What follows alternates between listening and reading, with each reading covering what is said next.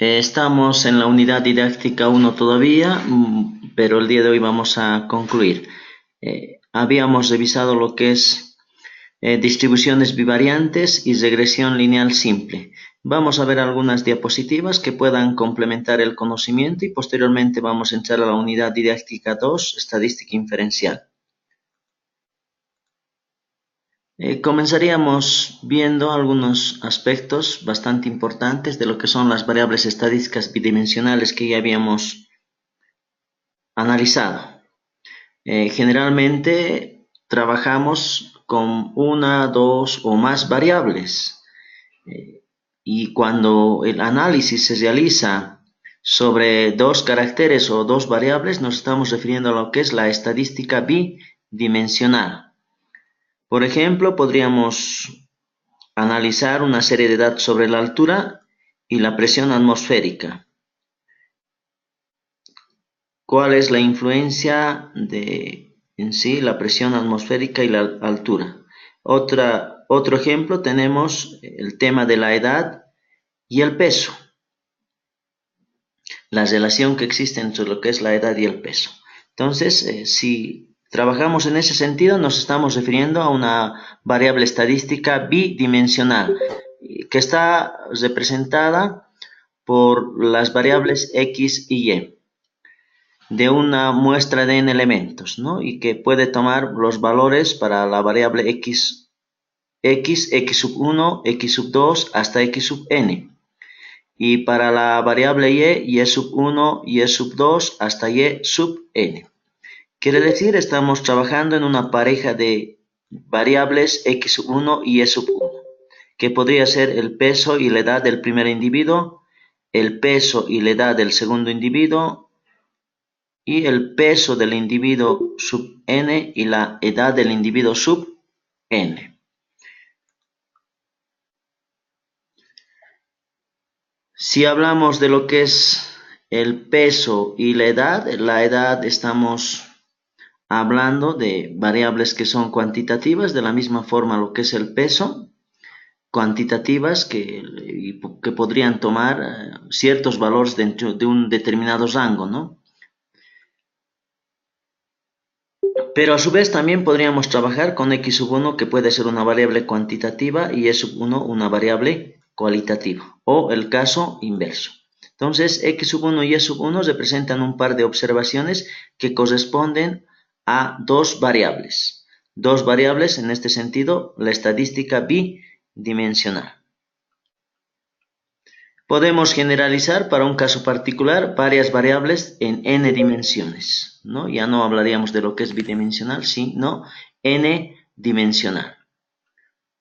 Como habríamos trabajado con una sola variable, también podemos graficar una distribución de frecuencias, de la misma forma que lo hemos hecho. Cuando trabajamos con una sola variable, se denomina variable unidimensional, con dos bidimensional. Entonces, de la misma forma podemos ir construyendo una tabla de frecuencias que describa cada uno de los datos de la variable,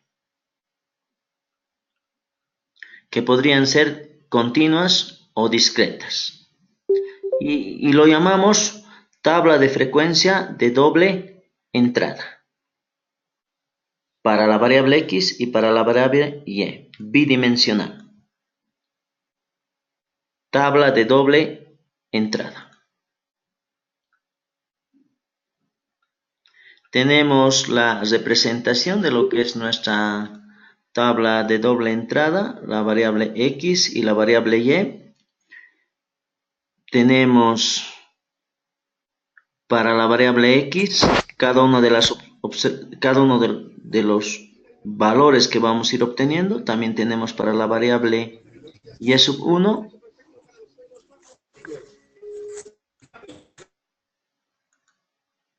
Hola, hola.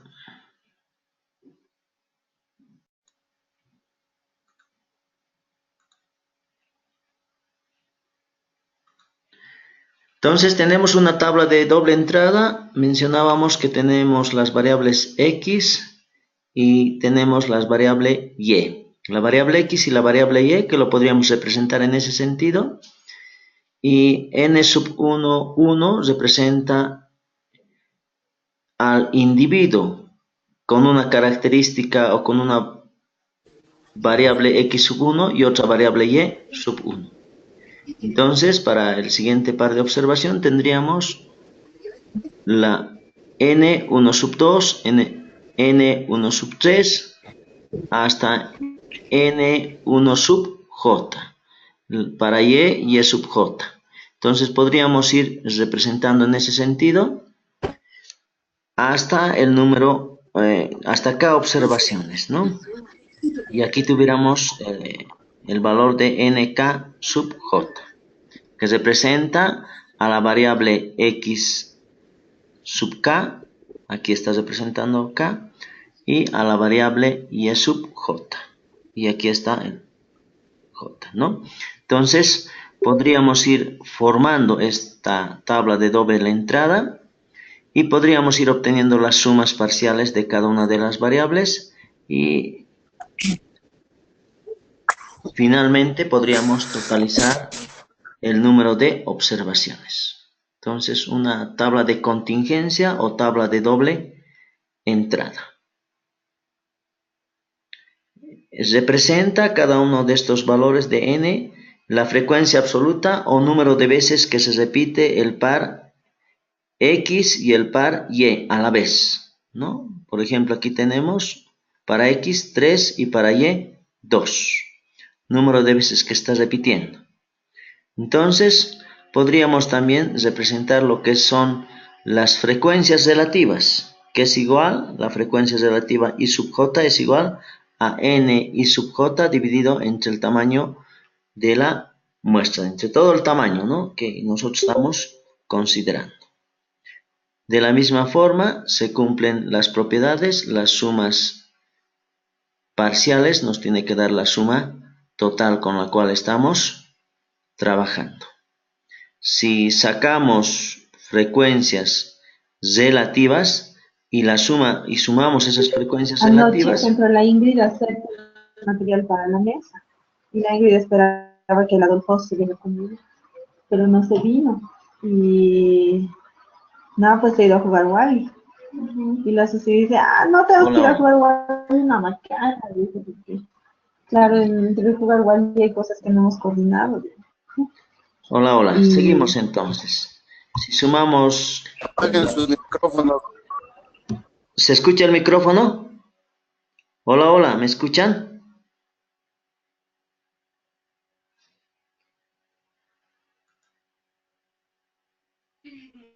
Sí, se escucha. Ya. Entonces, si sumamos de la misma forma las frecuencias relativas, tendríamos el total de la unidad, ¿no? La sumatoria de las frecuencias relativas. Por ejemplo, se tienen los datos para las alturas, x sub 1 en metros y pesos que está en kilogramo, que representa y sub j. Entonces, analizando dos variables bidimensionales, ¿no? Por una parte la altura x sub y en metros y pesos y sub j en kilogramos. Aquí está, tenemos a un individuo con una altura de 1,64 y un peso de 64 kilogramos. Por otra parte, aquí podemos observar, por ejemplo, a un individuo con una altura de 1 metro con 57 centímetros y lo que es un peso de 71 kilogramos. Podríamos analizar otra observación. Corresponde a una altura de 1,68 y un peso de 81. Entonces podemos generar una tabla de doble entrada y podríamos tener ciertos intervalos, ¿no? Podríamos ir determinando lo que son para la variable x, que se va a representar de manera vertical, y la variable y de manera horizontal. Entonces, para la variable x de manera vertical, podríamos hacer intervalos de 10, ¿no? De 1,50 a 1,60 de estatura, de 60 a 1,70 y finalmente de 1,80 hasta 1,90. estatura. El peso de la misma forma, de 60 a 70 kilos, de 70 a 80, de 80 a 90. Y habíamos mencionado el número de veces que se repite este par de observaciones, ¿no? Por ejemplo, que los individuos tengan entre 1,50 y 1,60 centímetros de estatura y tengan entre 60 y 70 kilos. Solamente existe una observación. Contrariamente, para los individuos que tengan estatura entre 1,70 y 1,80 y que pesen entre 70 y 80, existen 4 observaciones o 4 individuos con esas características, ¿no? Nosotros tenemos que ir contando entre 1,70 hasta 1,80 y a la vez que su peso esté entre 70 y 80, lo obtenemos de esta tabla de doble entrada. Entonces podemos ir sumando, habíamos indicado, para lo que son la estatura, tenemos los parciales y también de manera horizontal para las estaturas y de manera vertical para lo que son los pesos. Y finalmente, si obtenemos la sumatoria de ambas filas y columnas, tenemos el total de observaciones, ¿no? Tenemos 2, 4, 5, 5 por 4, 20. 20 observaciones. 20 individuos a los cuales se ha tomado su estatura y su peso.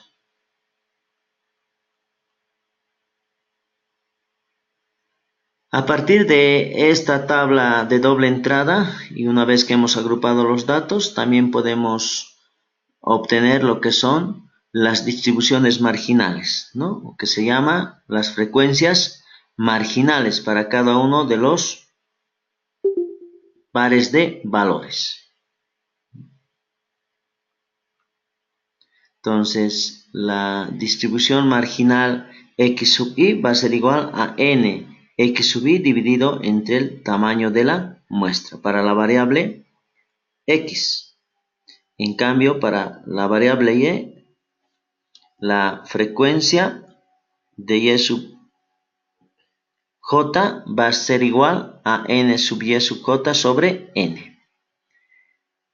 Y bueno, las propiedades son evidentes, como habíamos indicado. Si sumamos los valores para la variable x y para la variable y, tenemos el tamaño de la muestra.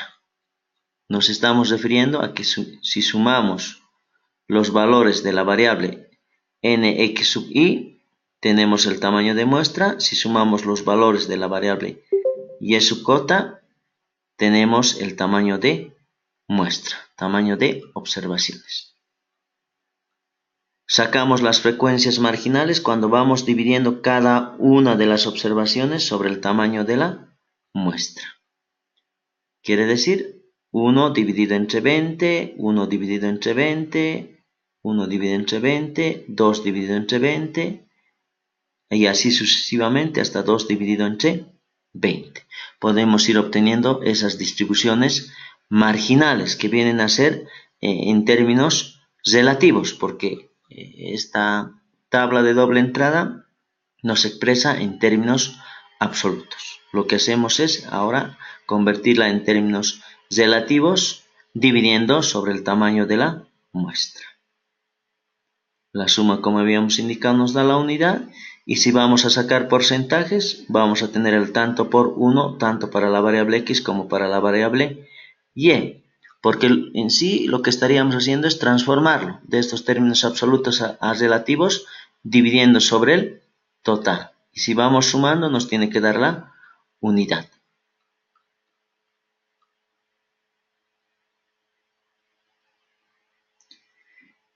De la misma forma, podemos calcular a partir de esa distribución que tenemos el promedio de la variable x y el promedio de la variable y. Y también podemos sacar su varianza, ¿no? Su varianza de la variable x y la varianza de la variable y.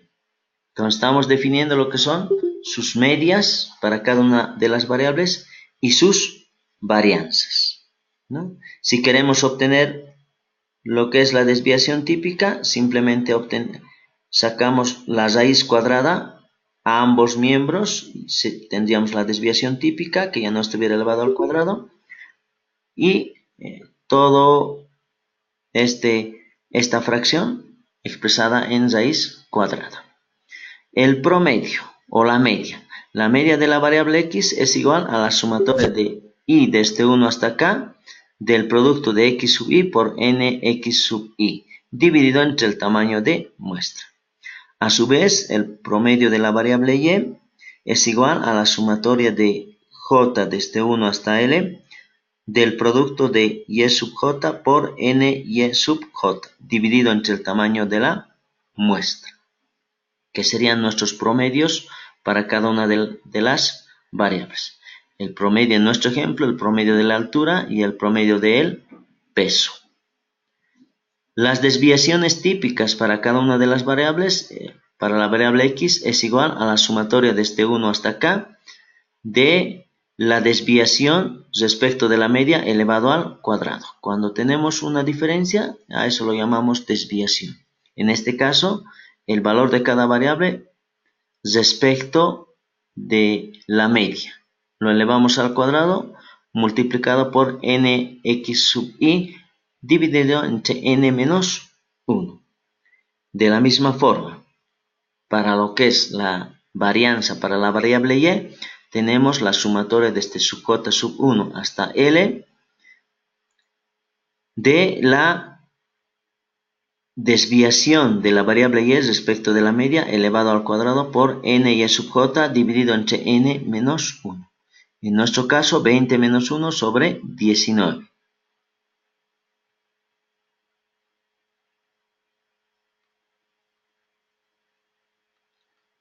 Podemos calcular del ejemplo anterior las medias para cada una de las variables, ¿no?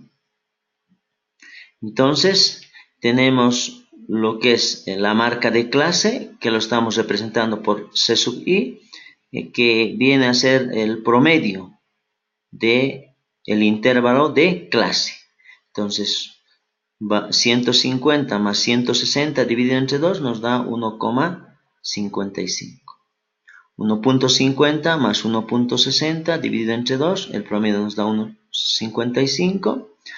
Para la segunda marca de clase, 1,65, 1,75 y 1,85. Los valores de cada una de las observaciones dentro de este intervalo tenemos 3, 6, 7, 4 y la suma nos da 20.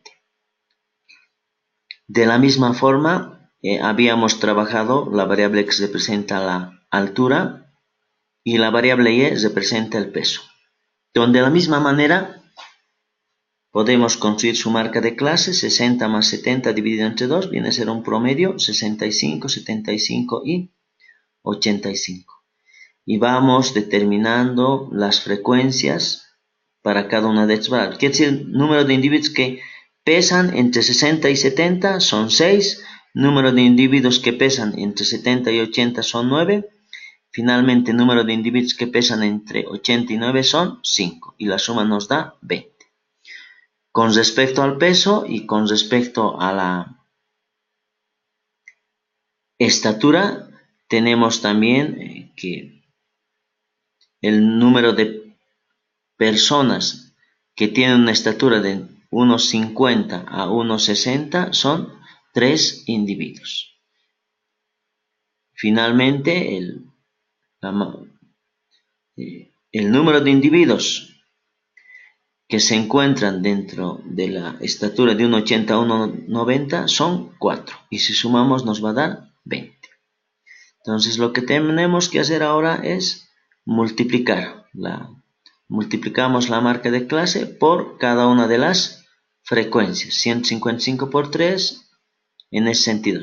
165 por 6, 175 por 7, perdón, 1.75 por 7, 1.85 por 4. Eso es lo que queremos obtener. Perdón, el producto de lo que es C sub i por nx sub i. Y aquí tenemos C sub i por n sub x. Vamos a multiplicar. Pero nos dicen esa multiplicación tienen que sumar. Lo sumamos y lo dividimos entre 20. El resultado sería 1,71 metros de promedio. El promedio entonces de los 20 individuos es igual a 1,71 metros. A su vez, el peso promedio de los individuos encuestados es igual a 74,5 kilogramos. ¿Cómo lo hemos obtenido? Hay que generar lo que son las marcas de clase y el número de observaciones que representan cada uno de estos intervalos y después sumarlos y después dividir entre n. Entonces tenemos ya las marcas de clase y también tenemos el número de frecuencias, en otras palabras, ¿no? Las frecuencias para la variable y. Hacemos el producto de 65 por 6, 75 por 9, 85 por 5. Lo sumo, ese producto, y lo divido entre 20 y vamos a obtener 74,5 kilogramos. A su vez, podríamos sacar, a partir de nuestra fórmula de varianza, podríamos sacar la desviación típica como habíamos observado, que nos dicen hacer el producto de C sub i menos el promedio, elevarlo al cuadrado y multiplicarlo por nx sub i, sumar y dividir entre 19. Entonces, lo que hacemos es las marcas de clase, multiplicar cada una de las marcas de clase, restamos 1,71 y ese resultado lo elevamos al cuadrado. 1,55 menos 1,71, 1,65 menos 1,71, 1.75 menos 1,71, 1.85 menos 74.5, ¿no? Estamos restando y lo tenemos que elevar, ¿no? 1.55 menos 1.71, ese resultado lo elevamos al cuadrado. Para cada una de las marcas de clase, lo sumamos y tenemos que, perdón, lo restamos o lo elevamos al cuadrado, hacemos el producto, multiplicamos cada uno por 3, lo sumamos, lo dividimos entre 19, 20 menos 1, 19 y extraemos la raíz cuadrada. Y nos da 0.10 metros, 7,6 kilogramos. ¿Cómo interpretamos la desviación típica? Tenemos para la variable x, que es la estatura, y la variable y, que es el peso. Entonces,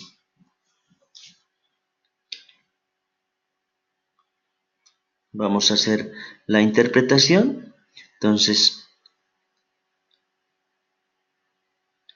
si analizamos, estamos realizando la diferencia entre la marca de clase y el promedio.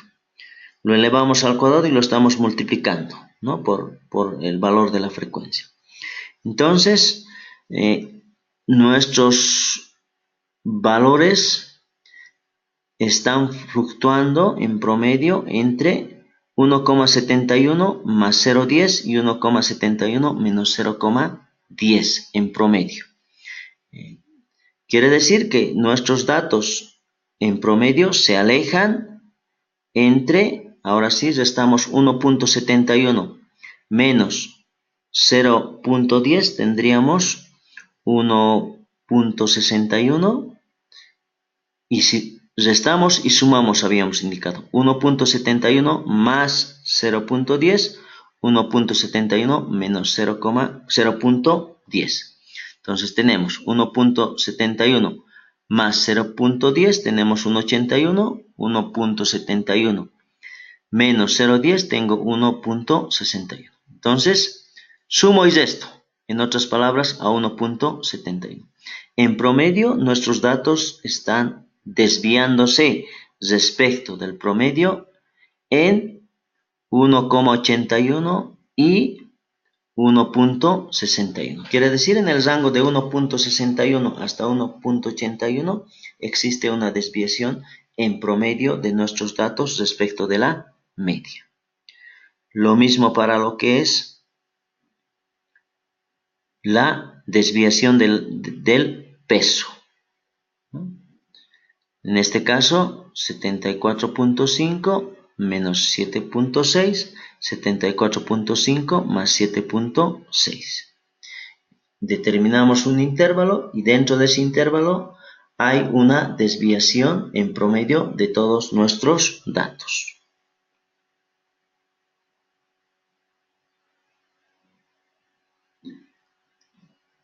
También podríamos calcular lo que son las distribuciones condicionadas, quiere decir, dado una condicionante de x, podríamos obtener un par de valor de y, ¿no? Y formar una tabla condicionada de la variable x y de la variable y. Tenemos la variable x y tenemos la condición para cada una de ellas, ¿no? Tenemos aquí en términos absolutos y esto está en términos relativos. La suma nos tiene que dar la unidad, la suma nos tiene que dar el total de muestras.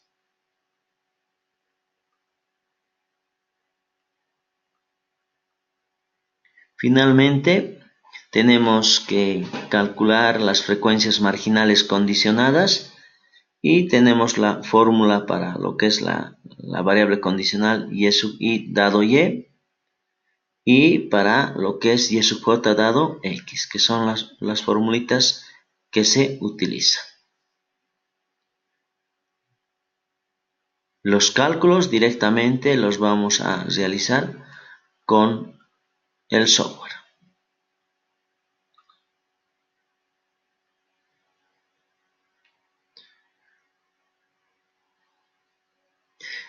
Podríamos observar el diagrama tridimensional para la muestra de pesos y alturas del anterior ejemplo. Si observamos, tenemos la altura en metros, el peso en kilogramos y el número de individuos que se encuentran dentro de estos intervalos. Quiere decir, los individuos que se encuentran entre, supongamos para este caso,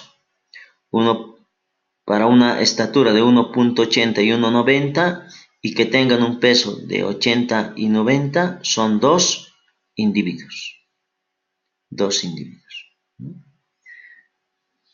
Para los individuos que tienen una altura de 1,60 y 1,70, pero a la vez pesan entre 80 y 90, existe un solo individuo con esas características, ¿no? Esta es la unidad y aquí también tenemos la unidad. Aquí es al cuadrado, ¿no? Y aquí son ya 1, 2, 3, 4. 4 individuos que están con esa característica.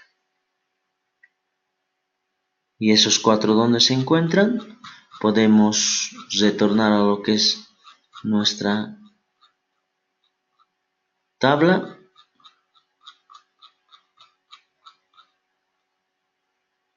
Aquí están esos 4 individuos. Quiere decir, con una estatura entre 1,70 y 1,80 y un peso entre 70 y 80. Son 4 individuos que lo observamos de manera tridimensional.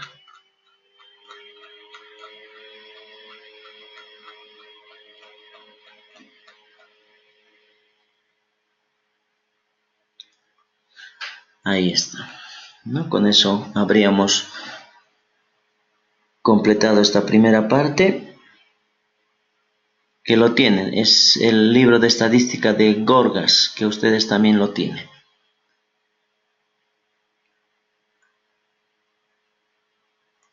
Podríamos hacer todavía algunas complementaciones. Análisis bidimensional, o también se denomina análisis bivariante o distribuciones bidimensionales, ¿no? Lo que habíamos analizado anteriormente está referido a distribuciones univariantes, en el sentido de que nos referimos a analizar una sola variable. Sin embargo, de manera más general, se tienen distribuciones bivariantes o multivariantes. Es decir, nos interesa estudiar más de una variable. Y si analizamos la relación de una variable X y otra variable Y, estamos hablando de una distribución bidimensional o bivariante. Es decir, considerar las características cuantitativas o cualitativas de dos variables.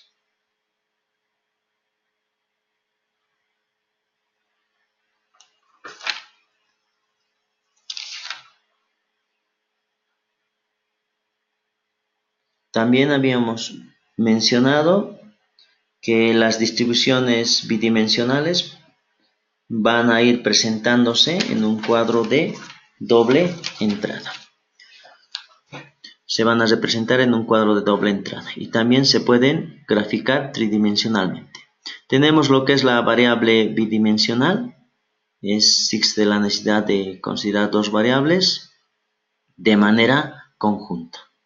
Dos variables bidimensional más de dos variables conjuntas multidimensional. Análisis bidimensional se refiere a que nosotros analizamos dos variables de manera conjunta y a partir de eso vamos a generar indicadores. Indicadores tales como medias, como distribuciones marginales. Y también podemos calcular los coeficientes de correlación y de regresión. Tablas de correlación y de contingencia nos permiten presentar la variable bidimensional o bivariante y a partir de ello obtener lo que es la tabla de correlación y de contingencia. Tenemos un esquema de un cuadro de correlación, ¿no? Tenemos la variable X y la variable Y.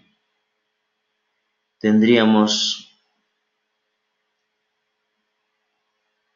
las observaciones que cumplen la característica X1 y Y1. Tenemos la frecuencia 1/1. La variable X1 y Y3, F1,3. Finalmente, lo que es la frecuencia de de M y para la variable X y sub 3 para la variable Y. Quiere decir, M me representa una característica y el 3 me representa otra característica. En nuestro ejemplo nos representaba lo que es un intervalo de estatura y aquí nos representaba un intervalo de peso. Y podemos tener en ese sentido un cuadro de correlación.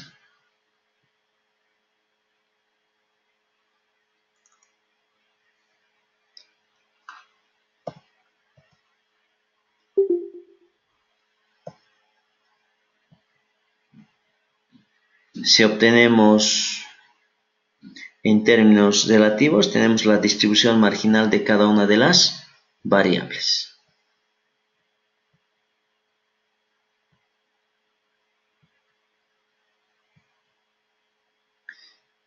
La distribución marginal de la variable Y.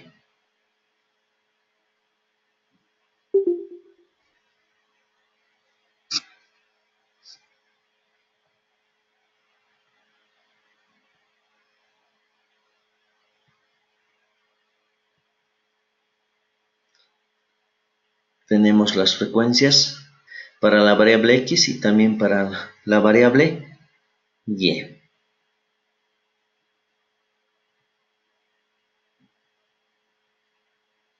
Otro ejemplo podría ser el nivel salarial del padre por zona en que vive. Podríamos tener un nivel salarial de padre del hogar que puede ser alto, mediano o bajo. La zona en la que vive puede ser norte, sur, este, oeste, central. Entonces, un nivel salarial de padres alto y que vivan en la zona norte se tiene del total de observaciones a 3 padres que viven en la zona norte y tienen un nivel de salarial alto. Podemos ubicarnos en otro punto. Existen 2 individuos o 2 personas encuestadas que tienen un nivel salarial bajo y que a la vez viven en la zona este. Y en ese sentido podemos ir representando los totales, podemos obtener para las filas y las columnas, y si sumamos, habíamos indicado por una propiedad, nos da el tamaño de la muestra. Es otro ejemplo. Y a partir de este cuadro podemos hallar la media, la desviación, y a partir de estos cuadros también podemos generar lo que son los coeficientes de correlación y podemos realizar la regresión.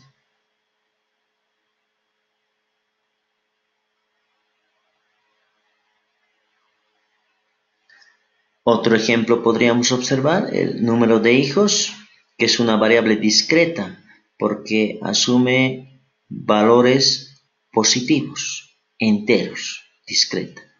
En cambio, el ingreso es una variable cuantitativa, continua, que puede asumir cualquier valor dentro de un rango, ¿no? Puede por cualquier valor porque puede ser también con centavos. Entonces, si observamos,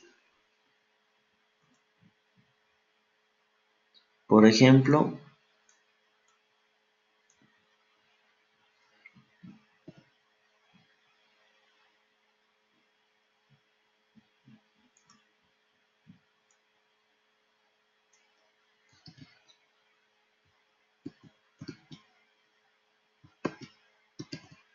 ya.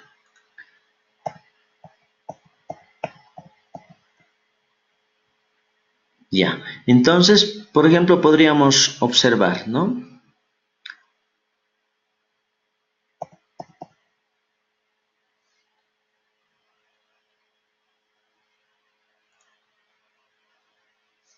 Ya, estábamos en otra tabla.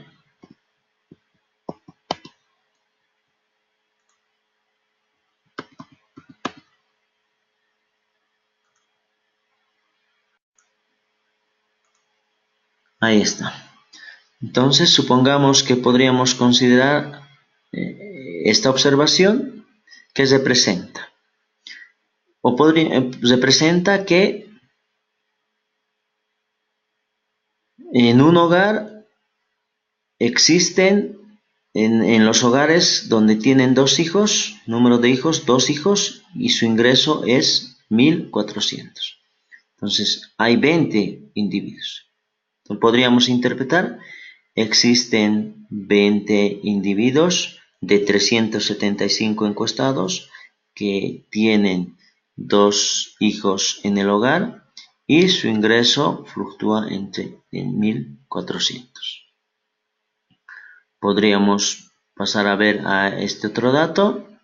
Existen de un total de 375, 10 individuos tienen 4 hijos y su ingreso es de 1.600 bolivianos, ¿no? Entonces son tablas de doble entrada.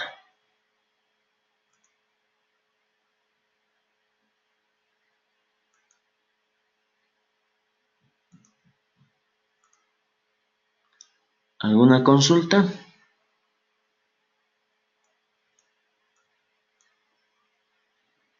Tenemos entonces el repaso de lo que es la regresión y correlación que también ya habíamos revisado.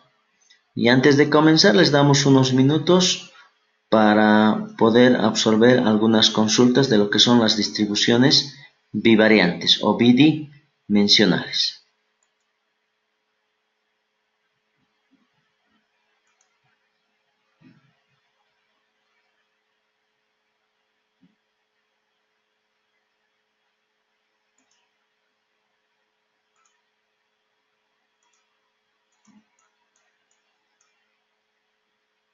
¿Alguna consulta de parte de algún participante?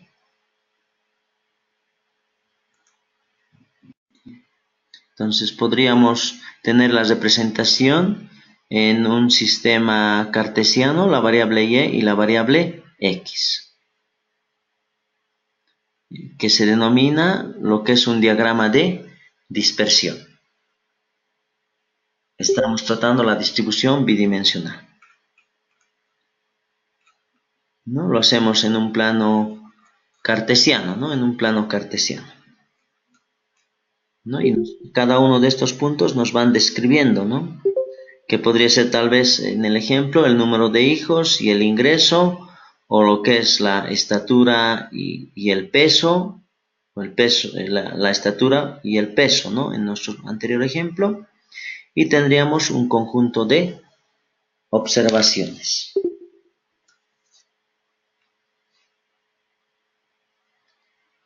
Ya. Entonces vamos a repasar todavía y complementar lo que es la regresión lineal simple.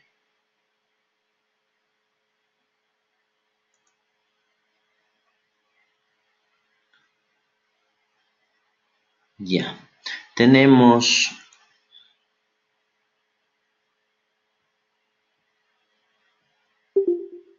un conjunto de observaciones que van describiendo los valores de la variable y la variable x, y si tiene esta característica, las observaciones, que es una curva ajustada por el conjunto de observaciones, nos estamos refiriendo a una regresión exponencial. Y también vamos a complementar que cuando analizamos las variables, es importante analizar la relación que existe entre estas variables, pero más aún es importante el de predecir el comportamiento que tiene cada una de estas variables. Es decir, mediante un proceso estadístico nosotros podemos estimar o predecir científicamente el comportamiento de cada una de las variables, conociendo el valor hipotético de las otras. Entonces, conocemos históricamente los valores de cada una de estas variables y podríamos estimar una recta de regresión que podría tener una característica exponencial.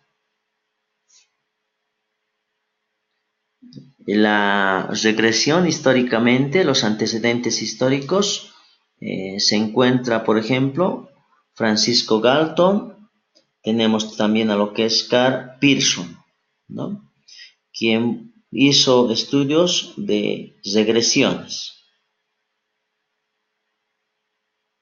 Y bueno, complementariamente a lo que es Gauss, ¿no? Que ha descrito lo que es la campana de Gauss, ¿no?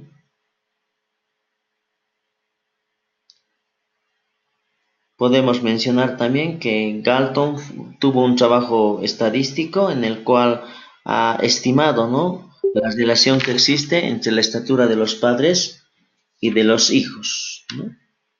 Y bueno, él lo ha llamado lo que es la ley del retorno a la mediocridad, ¿no? Seguimos. Pero también podríamos tener nuestras observaciones en este sentido. Y podríamos ajustar una recta que representaría a una regresión lineal.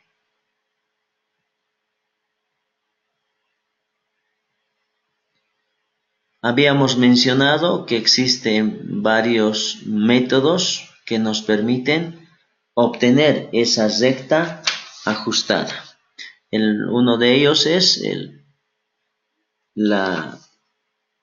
método, en este caso, de mínimos cuadrados ordinarios.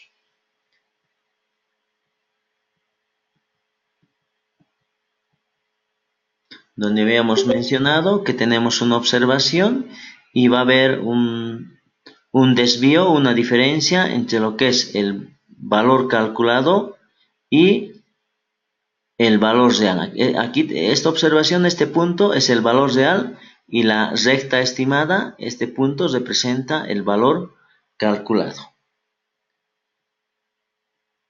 Entonces, una ecuación lineal cualesquiera podemos representarlo y es igual a alfa más beta x sub i, ¿no? Donde habíamos mencionado alfa representa la intersección en el eje y beta representa la pendiente o el ángulo de inclinación de nuestra recta que estamos ajustando. Y definimos el error como la diferencia del valor verdadero menos el valor calculado. Tenemos nuestro error, que es igual al valor verdadero, y el valor calculado. Queremos calcular esta recta, queremos estimar. Entonces podemos reemplazar menos alfa menos beta x.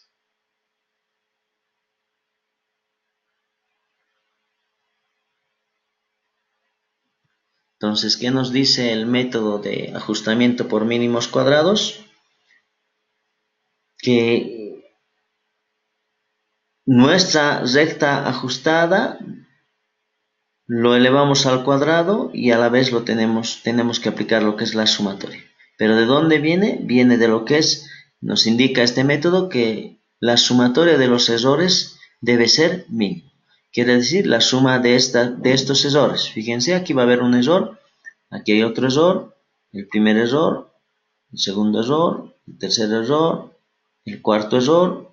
Esos serían positivos, pero también podría tener negativo, ¿no?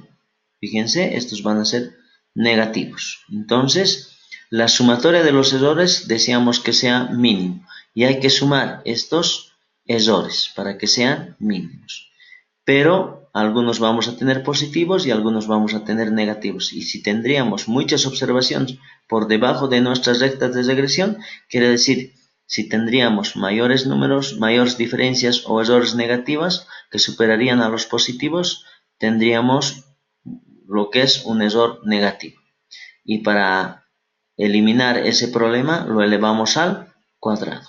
Quiere decir que la sumatoria de nuestros errores elevado al cuadrado debe ser mínima.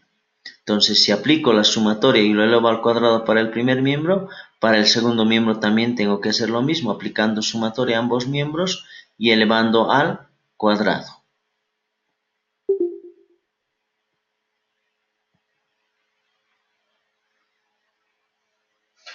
Minimizamos nuestra función respecto de los parámetros que deseamos hallar. Quiero hallar el parámetro, lo que es la intersección a la ordenada, y quiero hallar el ángulo de inclinación de mi recta, ¿no? Alfa y beta es de mi interés, porque el valor de y y el valor de x lo vamos a tener a través de las observaciones. Entonces, podríamos describir las ecuaciones lineales o ecuaciones normales, que son el resultado de poder derivar, de hallar la primera derivada de lo que es nuestra función respecto de ambos parámetros. Entonces, mi primera ecuación normal es igual a la sumatoria de y sub i, que es igual a n por alfa más beta por la sumatoria de x sub i. Mi primera ecuación normal, mi segunda ecuación normal, la sumatoria del producto de x por y es igual a alfa por la sumatoria de x sub i más beta por la sumatoria de x sub i elevado al cuadrado.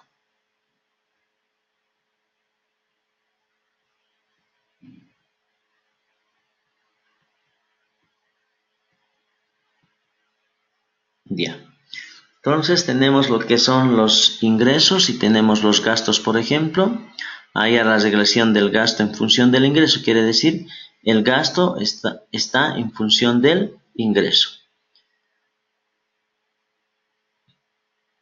Entonces, gasto en función del ingreso, y está en función de ingreso. Y sería gasto y ingreso sería x. Sumatoria de y sub i, tengo que sumar cada uno de los valores, es igual a n, 2, 4, 6, tenemos n6, más beta, no conozco ese valor, sumatoria de lo que son las x sub i, tenemos la sumatoria de las x sub i, igual, sería la primera ecuación. La segunda ecuación, la sumatoria del producto, tengo que ir multiplicando 2,40 por 2,30, 2,20 por 2, 1,40 por 1,30 y me dice lo multiplican y después lo suman. Entonces multiplicamos ese producto, luego lo sumo y voy a tener un valor. Alfa es un valor desconocido, sumatoria de x sub i que ya lo habíamos obtenido. Aquí está, lo sumamos. Más beta es el parámetro que queremos estimar. X, el valor de la variable x lo elevan al cuadrado, se eleva al cuadrado y después se suma. Entonces el valor de x 2,40 elevado al cuadrado, 2,20 elevado al cuadrado, 2 elevado. Lo vamos elevando cada uno y lo sumamos. Entonces se tiene los valores de sumatoria de y sub i. Si sumamos 2,30 más 2 más 1,80 más 1,60 más 1,50 tenemos más 1,30 tenemos 10,50. N habíamos indicado 2, 4, 5, 6 observaciones. Entonces 6 alfa más la sumatoria de x sub i, sumamos esta columna de ingresos, es igual a 11,40 por beta. El producto de x por y, hacemos el producto de x por y y lo sumamos, nos va a dar 20,62. La sumatoria de x sub i ya lo habíamos obtenido, 11,40 alfa, más la sumatoria de x sub i elevado al cuadrado, que es 22,36 beta. Entonces tenemos un sistema de dos ecuaciones con dos incógnitas que son alfa y beta.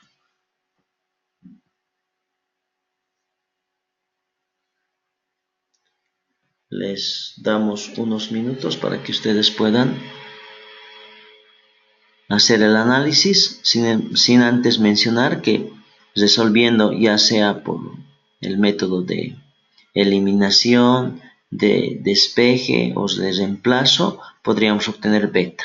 Y beta es igual a 0,96, alfa a su vez es menos 0,07. Por lo tanto, nuestra recta estimada va a ser igual a menos alfa más beta x sub i. Alfa pero es igual a menos 0,07 más beta más 0,96 x sub i.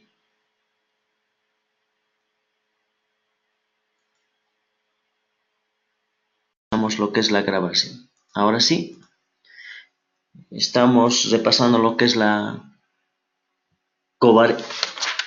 correlación. La correlación, el más utilizado es el coeficiente de correlación de Pearson, indicábamos. Y bueno, la covariación nos indica una variación conjunta de las variables x y y. Y esta podría ser directa o inversa. Directa si ambas variables tienen la misma tendencia. Si una crece y la otra crece o decrece y también la otra variable decrece. A su vez es inversa si la variable y crece y la variable x decrece, es una covariación inversa. Así como habíamos calculado lo que son los momentos para las distribuciones univariantes, en las distribuciones bidimensionales podemos calcular los momentos covariantes, ¿no? Para una serie simple o para una serie agrupada.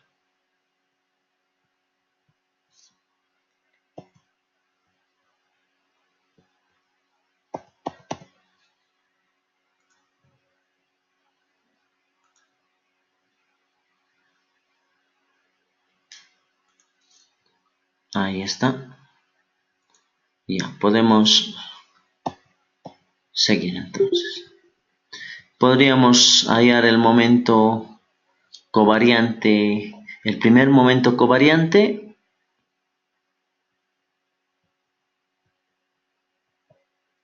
Y bueno, son algunas fórmulas complementarias que estamos observando. La covariación directa se nos va a presentar en este sentido.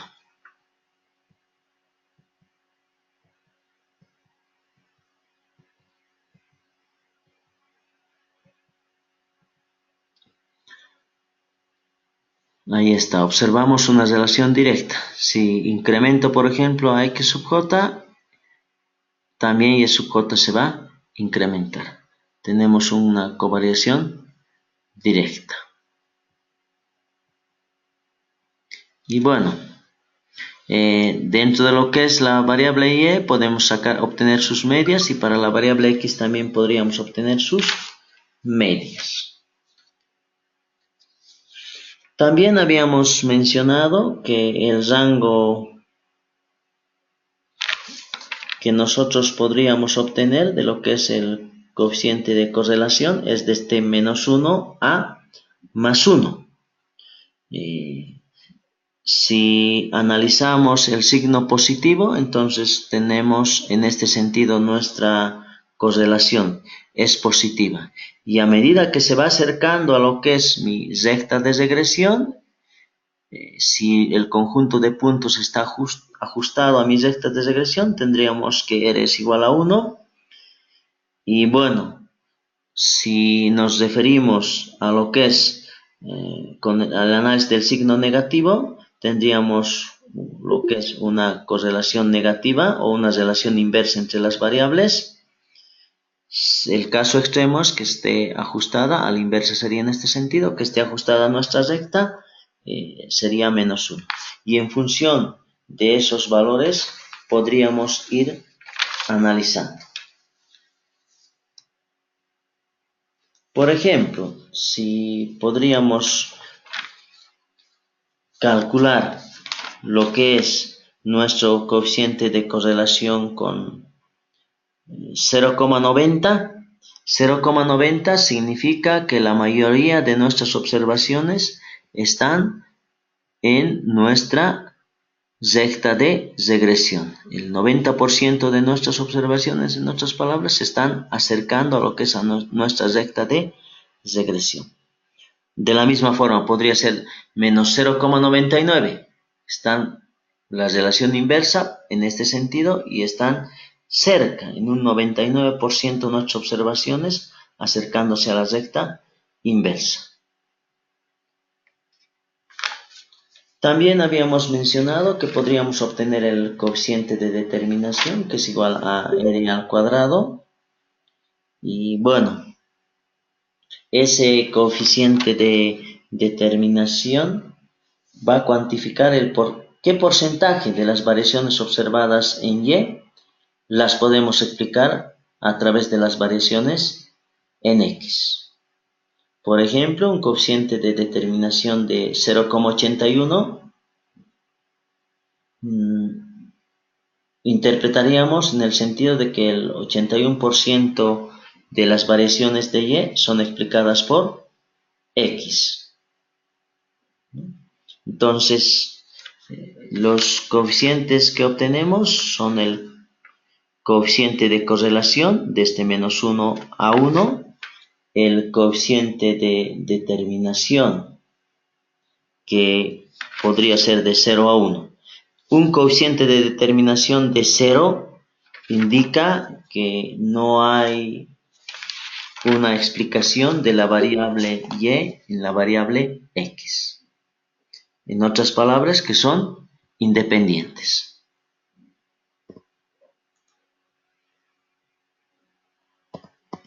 Bien.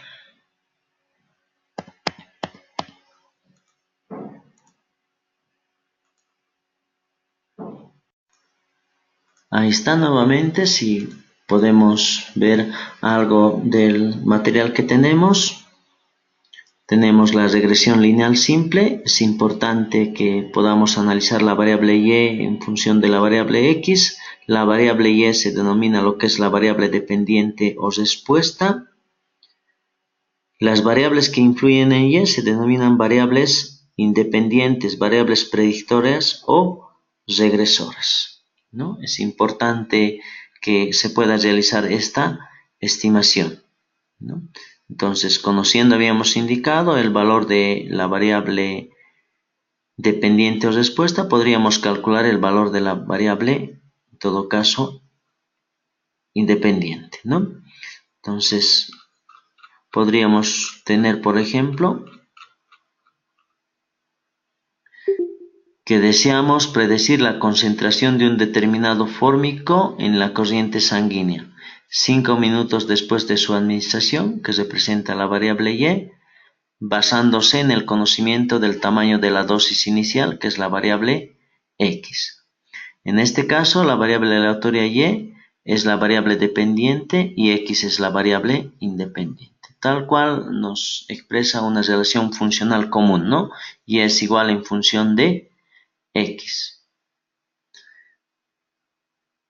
Entonces se realiza el experimento y bueno, se van tomando cada una de las dosis que se van suministrando, que están en mililitros. Tenemos 0,05, 0,10, 0,20, 0,30 mililitros, ¿no?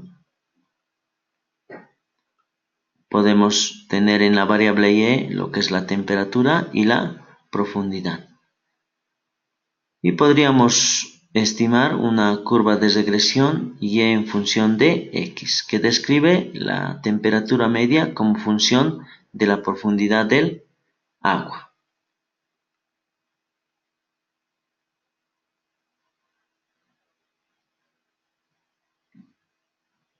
Que podríamos señalar como un ejemplo aplicativo de lo que es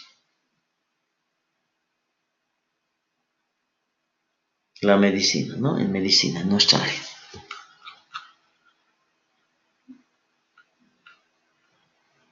Entonces nuestra curva de regresión podría ser en este sentido, podría ser lineal, no lineal, es no lineal y podría ser lineal. Tenemos una parábola.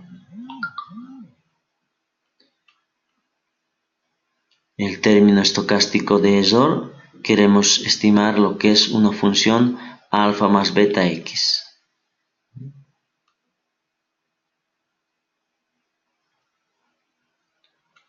Habíamos indicado que beta describe la pendiente de la recta. Si beta es mayor a 0, la recta se inclina hacia arriba.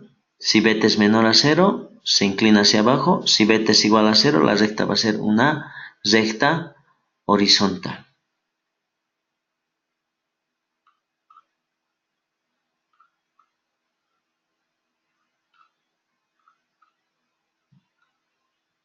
Podríamos tener una regresión lo que es positiva y obviamente vamos a ir obteniendo un coeficiente de correlación. En este sentido va a ser entre 0 y 1. Puede ser positivo, ¿no? Porque positivo por la relación entre estas dos variables. Y bueno, consideramos, ¿no?, que va a acercarse a lo que es 1, ¿no? Ahí está, fíjense. Podría ser entre un 0,80, ¿no? Casi el 80 o 70, ¿no? El 80%. También podríamos tener en ese sentido nuestras curvas, ¿no? Y tenemos los ejemplos.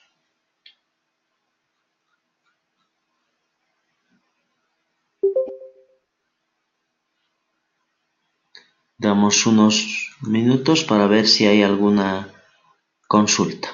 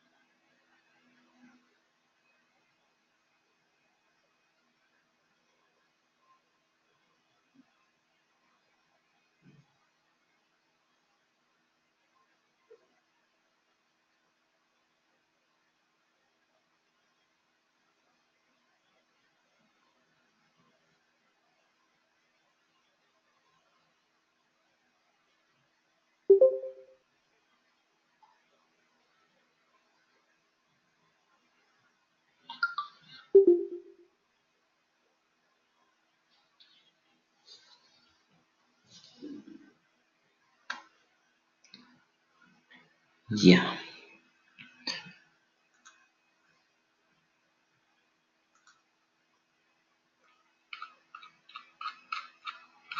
Bueno, después del análisis de regresión, generalmente en los libros de estadística, y como en este caso tenemos lo que son las distribuciones de probabilidades. Habríamos visto lo que son las distribuciones bivariantes, la regresión lineal simple. Ingresamos a lo que es la estadística inferencial y, bueno, la base de lo que es la estadística inferencial es lo que es el cálculo de probabilidades, ¿no? Para este caso tenemos una introducción a lo que es el cálculo de probabilidades.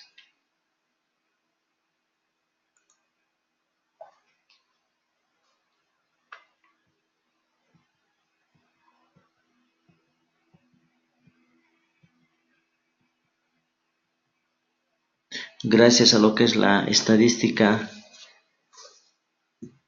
inferencial, la estadística se precia de ser científica, ¿no? Y se convierte en ciencia.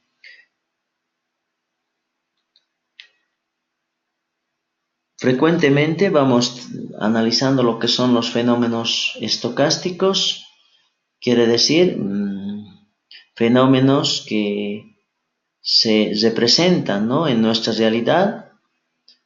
Por ejemplo, en las ciencias empíricas como es la biología, la medicina, la misma economía, es importante que se vayan formulando leyes que expliquen esa determinada realidad.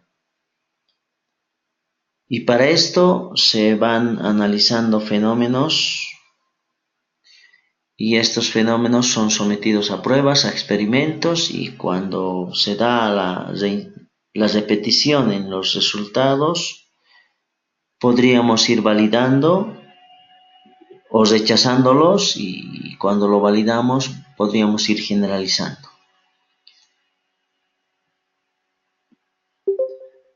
La ciencia es un conjunto, de conocimientos sistemáticamente adquiridos que el hombre ha ido adquiriendo en el transcurso del desarrollo de la humanidad. Y bueno, la ciencia en ciertos momentos ha sido muchas veces contradictoria, ¿no?, ese conocimiento. Sin embargo, la ciencia del día de hoy no es estática, es dinámica, ¿no? Porque, bueno, las leyes, las teorías, las hipótesis que en determinadas ocasión o tiempos son aceptadas, muchas veces en el futuro son rechazadas. Entonces, el conocimiento nos permite ir perfeccionando nuestra aproximación mental, ¿no?, a esa realidad que se presenta. Tenemos dentro de lo que es la ciencia los fenómenos estocásticos. Estocástico se refiere a lo que es el término, en otras palabras, al azar, ¿no? Si un experimento se va a aplicar y se va a repetir en las mismas condiciones y se tiene siempre el mismo resultado, el experimento se denomina determinístico. Quiere decir que está determinado ya el resultado de ese experimento. Aunque muchas veces podría obtener varios resultados y el resultado no podría ser conocido con exactitud, pero sí lo podríamos conocer con cierta certeza, ¿no? También existen fenómenos en los cuales simplemente es posible predecir el resultado, ¿no?, si se van realizando varios experimentos, y estos fenómenos se llaman aleatorios o estocásticos.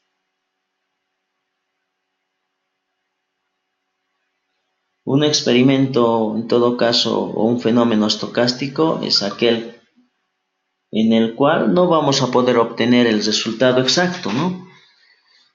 El resultado no voy a poder determinar con exactitud, pero sí puedo determinar el conjunto de resultados posibles que podría existir. Estocástico es sinónimo de aleatorio, al azar.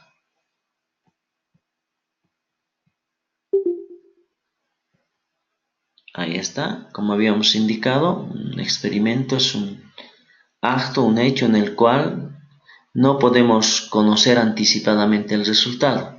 Nuestro experimento puede ser determinístico, aleatorio o estocástico. Un ejemplo de un experimento determinístico podríamos tener si sometemos una barra de acero a la tracción, entonces esta barra de acero se va a doblar, ¿no? Es un experimento determinístico. Un ejemplo común, ¿no?, de un experimento aleatorio es, por ejemplo, el lanzamiento de un dado, lanzamiento de una moneda. No puedo conocer con exactitud el resultado, pero sí puedo conocer el conjunto de resultados. En el lanzamiento de una moneda, por ejemplo, podría ser cara o sol. Y también podría describir cuál es la característica de cada uno de estos. Por ejemplo, que salga sol es mi probabilidad de 0,50 y que salga cara es 0,50 y hace la unidad. Y si multiplicaría al tanto por 100 haría el 100%, ¿no? Pero en lo que es probabilidades trabajamos al 1%, analizamos al 1%.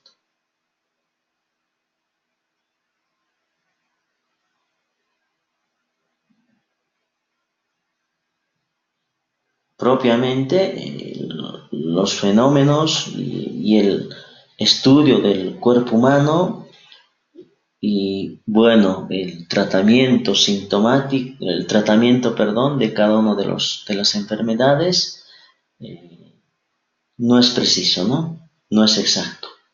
Pero sí podemos hacer el análisis de una determinada enfermedad con un cierto grado de acercamiento.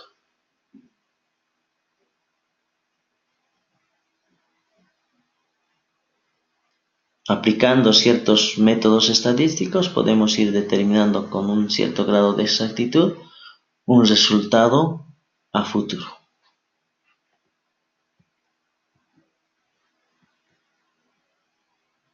Entonces, cuando trabajamos con experimentos aleatorios o estocásticos, hablamos de un espacio muestral, que es el conjunto de posibles resultados de un experimento aleatorio. Del lanzamiento de una moneda, el conjunto de posibles resultados es cara o sello.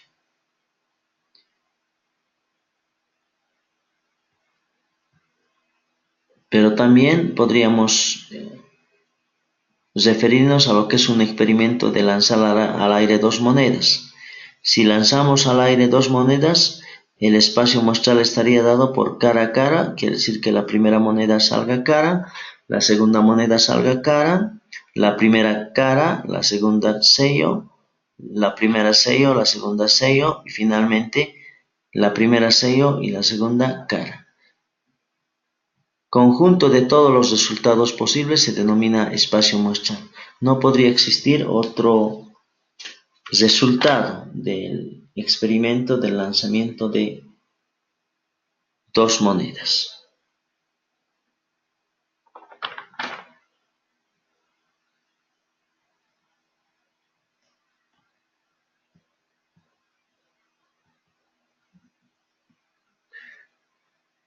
También nos referimos a lo que es un suceso o evento.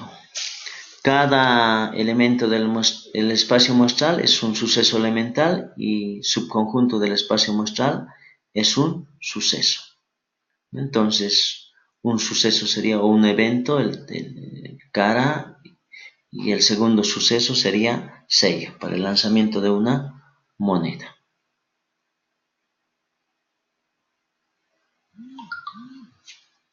Les damos unos minutos si hay alguna consulta.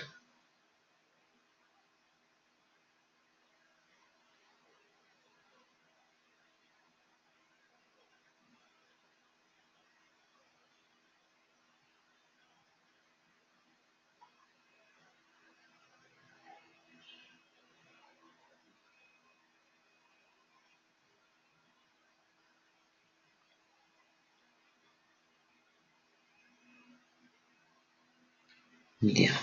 Bueno, dado el